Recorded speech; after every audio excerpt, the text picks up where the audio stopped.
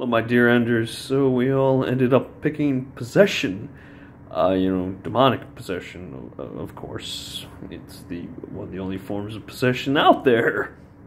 It's 9/10 of the law. Shut up. Shut up.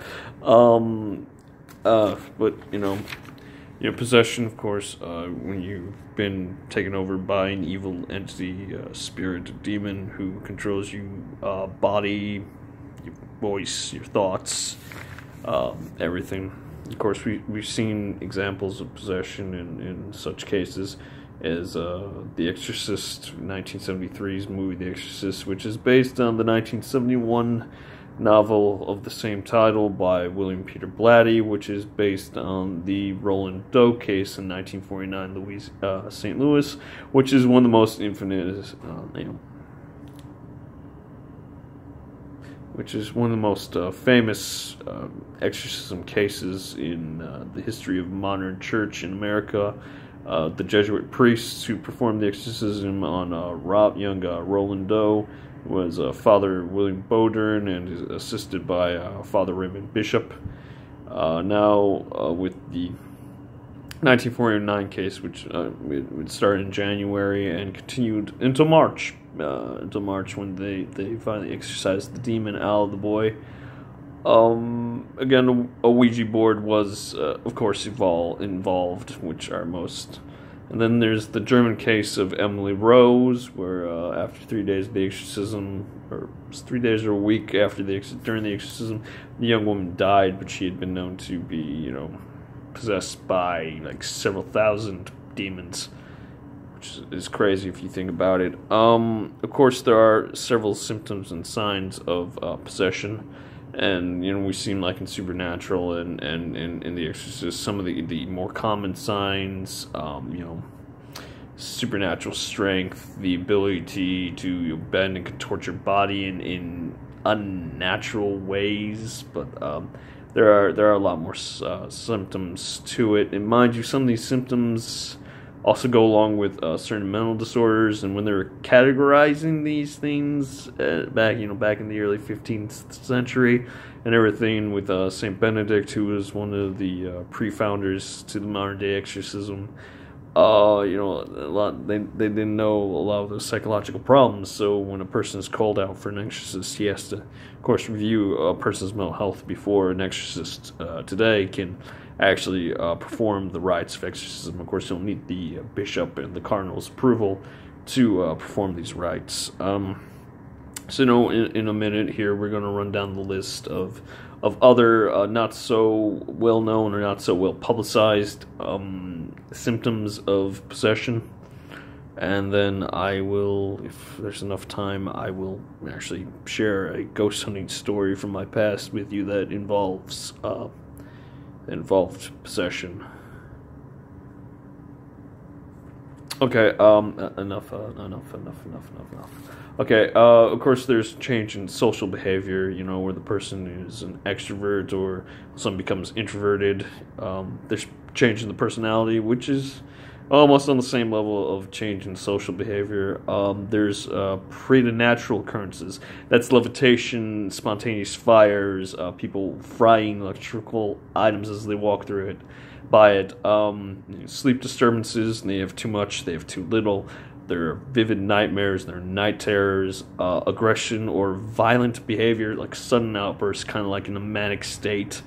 There's polyglossia, which is the intermingling and use of more than one language simultaneously and fluently, with no prior knowledge of that language. There's xenoglossia, which is the sudden and abrupt ability to speak multiple languages with no prior knowledge. There's polyglossic vocals, which is the ability to speak in two or more distinct voices simultaneously. There's precognition, which speaks for itself, and then there's retrocognition, which is a form of precognition, but that instead of seeing the future like pre does, you see the past. You can see past events. I've known one or two people who can actually do that. Profanities, great amount of profanities. They always speak profanities. There's sacred aversion. They have an aversion to sacred or holy objects. There's what did I write there? There's glossolalia, which is the act of speaking in tongues, associated with sacred practices or rites that you have no way of knowing. There's amnesia, there's confusion, there's embarrassment, guilt, and shame. There's auditory hallucinations that follow. Those are the voices. And, of course, there's olfactory hallucinations. If you don't know what your olfactory is, that means sense of smell. There's always a smell of rotten meat, sulfur, other smells of putrescence, which is commonly known as during that time. So, now for my little story. I know it's a long video, so please bear with me. We were investigating the remains of a sanitarium up in Michigan, and there was my friends and I. We all have our own little unique gifts. We'll call them gifts, and we're not gonna put too much of a label on them. They won't like that, and I don't like that either.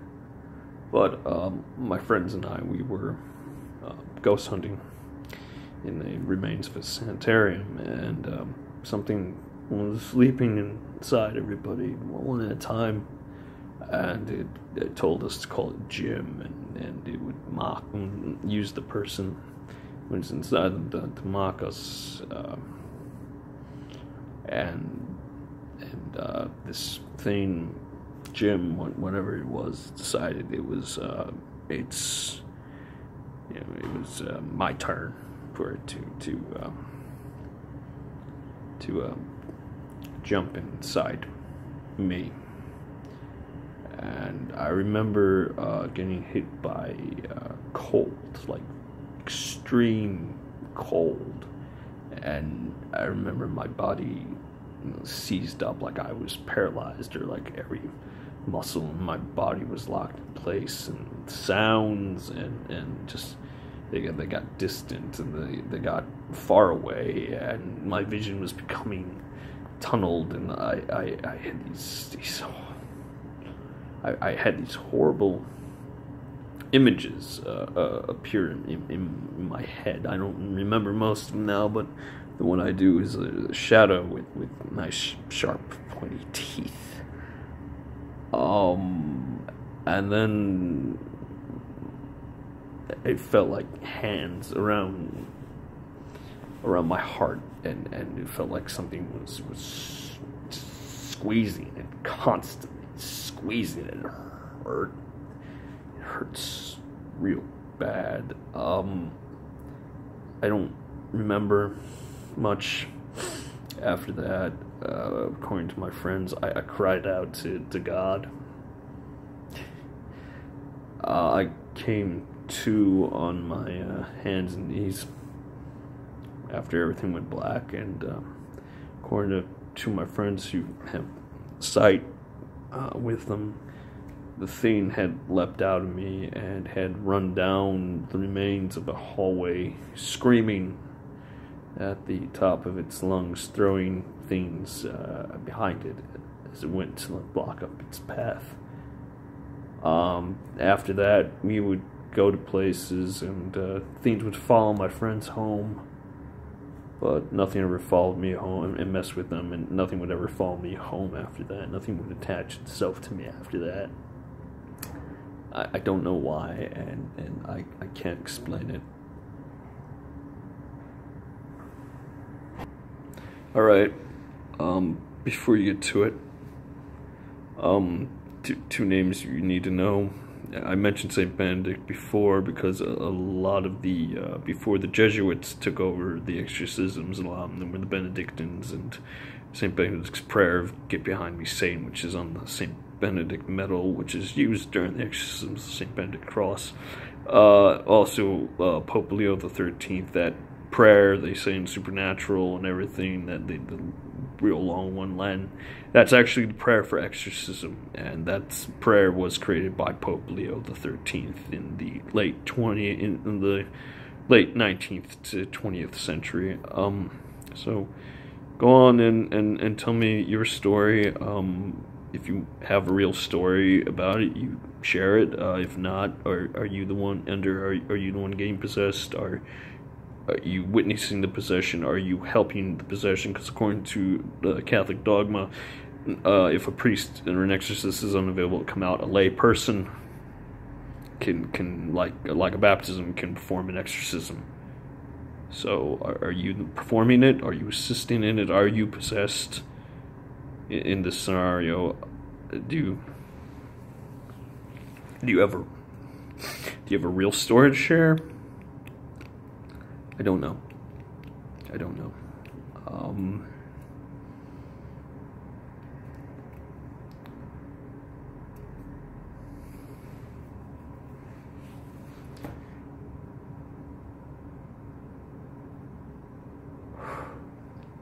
Yeah, get back to me.